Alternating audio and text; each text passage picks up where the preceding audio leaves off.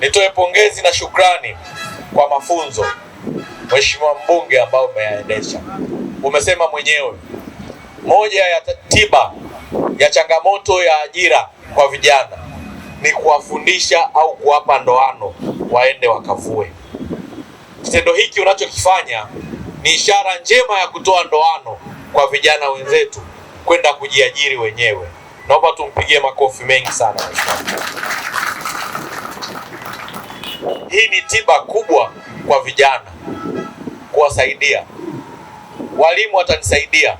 Vijana wengi tunaanza kuendesha bodaboda au bajaji pasipo na mafunzo, alafu tunaishia kupata ajali au kupata vilema, na badala ya kuwa msaada kwenye familia unakuwa tena mzigo kwenye familia yako.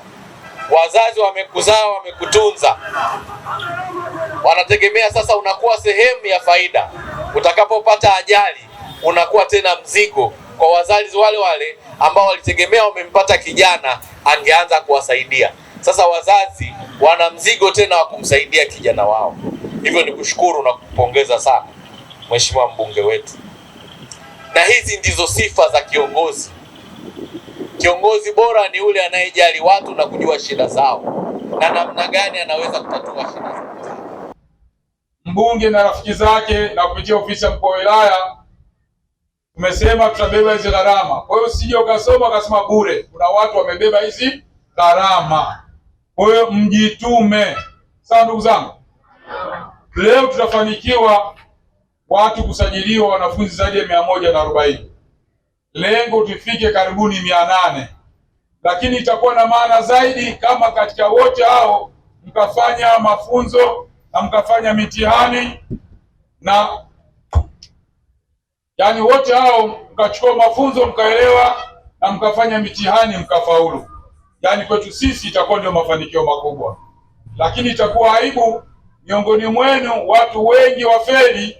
Tafsiri yake itakuwa tumepata hasara ya muda, pia tumepata hasara ya fedha.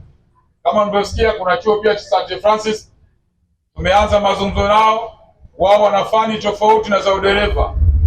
Kwa hiyo tuko katika mchakato wa mazungumzo tuweze kuona tunapataje tena nafasi 153 ili tuweze kufundishana kazi na hatimaye jimbo letu la Ukonga liwe mfano katika majimbo ya Dar es Salaam, lakini Mungu akipenda liwe mfano katika nchi yetu nzima kwa ujumla.